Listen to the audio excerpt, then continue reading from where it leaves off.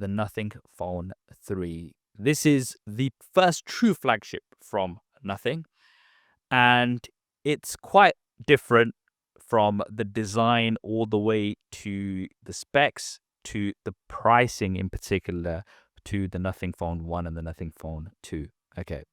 So, firstly, they've got rid of the glyph at the back, right? And I think that's huge. Okay. We'll get to that a little bit more in detail. We've got this new sort of animatrix thing going on at the top, which is pretty different and cool. The camera alignment, people have not been too happy about. It's Oh, kind yes. of interesting, but it's a little bit different.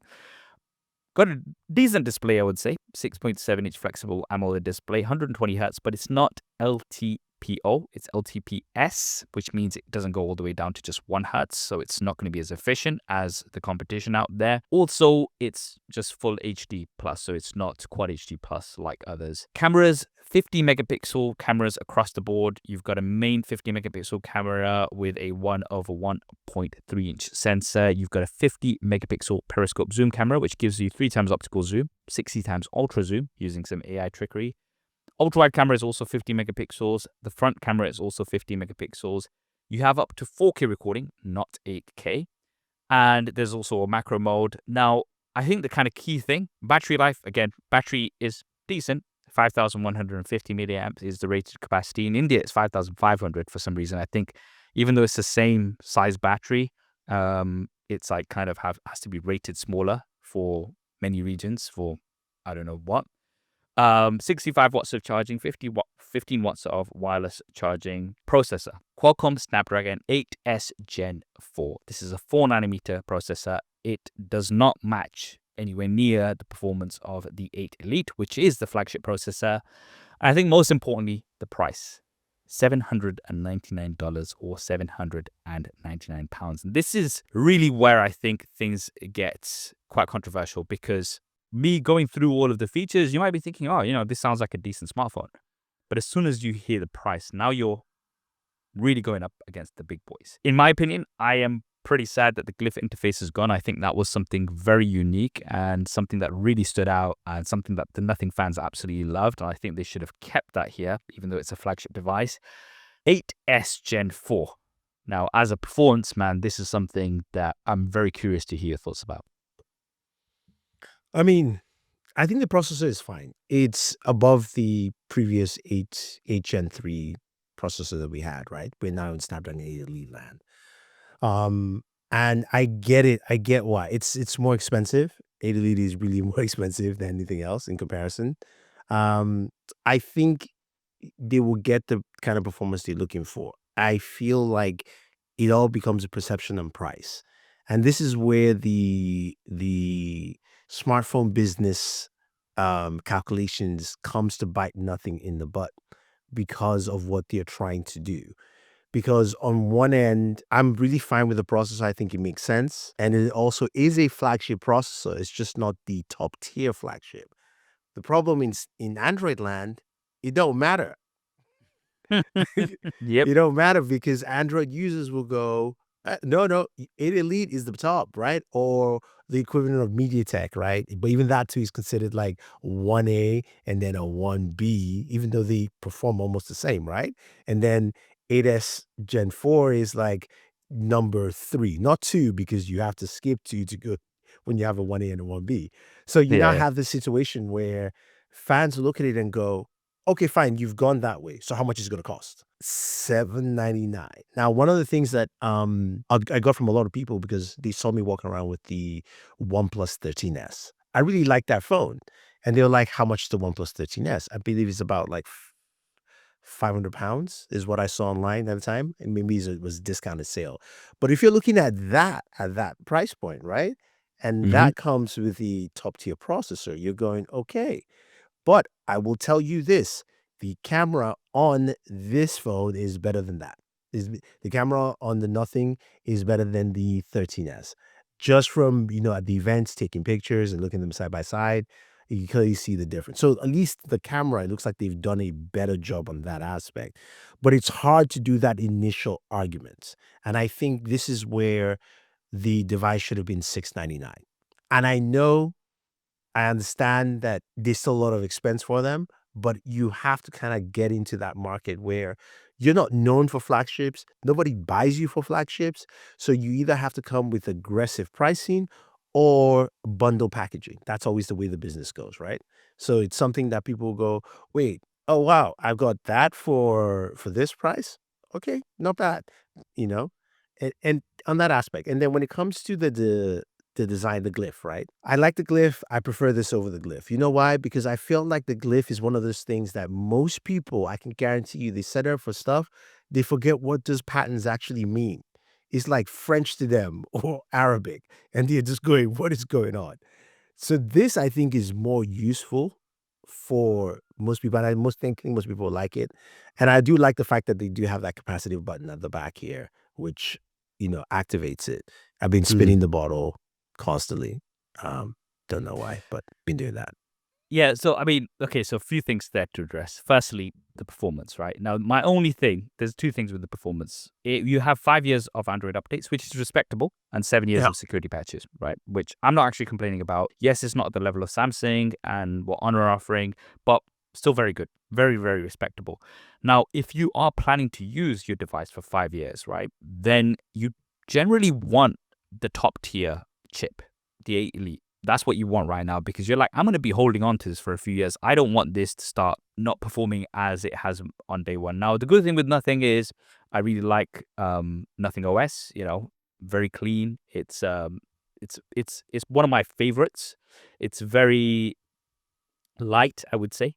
It feels fast. So that's something that you do have there.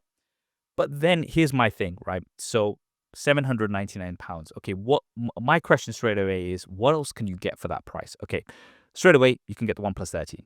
Okay, that has good cameras. It has a better display. It has a bigger battery. It has the 8 Elite. And I mean, even though the retail price is £900, with the discount that you have on the website, straight away you're going to get it for 800 or even less, right? And that's one of the reasons why it made my top 5 smartphones of 2025 so far when I made that video last month. However, even more so, the Honor Magic 7 Pro. Right now, if you go onto Honor's website, the official price is £1,100, okay? But you can immediately apply a discount code, which will give you £350 off. So £750 now. So now you've got this Honor Magic 7 Pro, which is a true flagship device. It's got a bigger battery, faster charging, all of the rest of it, the most comfortable eye display that I found, easiest on the eyes. You've got flagship level cameras, and for £750. So that's also going to come in cheaper. Again, it has the 8 Elite. So that's where, to me, it becomes very difficult to justify this as it stands right now, especially considering it's a newcomer in the flagship space. Had it been, realistically speaking, for me, 650, maybe even 700, okay, fair enough. I think that would have been something that would be justifiable. Mm-hmm. But if you've not got the Elite and you're charging £800, I think that's going to be quite tough. Yeah, no, I'm in line with you on those ones. I think that's where they're gonna go face a lot of issues. I wonder if they're going to, like a lot of people were saying that, I think they're going to reduce the price or have some deals very quickly. So within the next couple of months, they'll probably have like £100 off or something. And I think then it will be a pretty compelling option amongst the competition, even though you might be able to get other devices with, the likes of the Elite and stuff.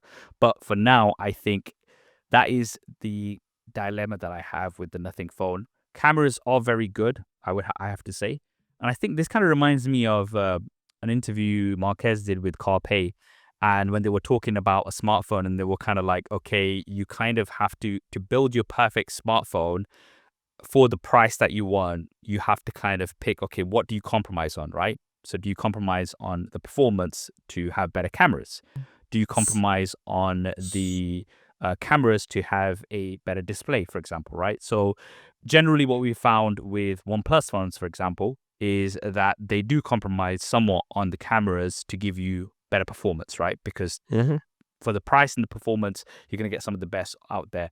But then the other thing as well is, for instance, Samsung. You've even got Samsung Galaxy S25. the regular version, for $700 here in the UK. So then it's a question of, do I just get something that's tried and tested? It's a Samsung. I'm going to get 7 years. I'm going to have all these AI features. I mean, I have good cameras. I mean, the Samsung S25, Galaxy S25 has good cameras. They might not be as good as the Nothing Phone 3, but they're still very good at that. They've got the Samsung look, which people like as well. It's tried and tested. Mm-hmm. Samsung versus a company that not many people know of. So this is where I think it gets very interesting. Annabong looks like he's just gone to sleep now. With me, No, I'm listening. I'm just writing some notes. He's using all of my speech here for his actual reviews. It's like, oh yeah, this is good stuff. Let me just put it all down. Yeah, pretty much. But yeah, that is the Nothing Phone 3. I think it's an interesting device. I do like what Nothing is doing. I like that they're bringing something new, something fresh. There's no other smartphone that looks like the Nothing Phone 3. I just think that there's a few things that I would have personally done differently. Now, speaking of doing things personally differently, camera alignment. What do you feel about that? What do you feel about the camera alignment or misalignment, as some people might think, and also the different heights between the main cameras and the other cameras as well? If I'm honest with you, I'm not hugely bothered about it. I'm not hugely bothered about it. I think that's the kind of aesthetic they were going for. They were going for something that was kind of like, um, again, different, rather than just having something that, just lines up like pretty much every other smartphone. Most of the Mm-hmm. smartphones are very symmetrical. Obviously, like, the circular camera module has now just become pretty much, The the default. go-to. Yeah, the Xiaomi 15 Ultra, the Vivo X200 Pro, and the Vivo X200 Ultra, the Honor, right? All of these smartphones have that circular camera module at the back. It's now become something very, very typical. This stands out, right? So personally, the alignment, I'm not too bothered about. What about you?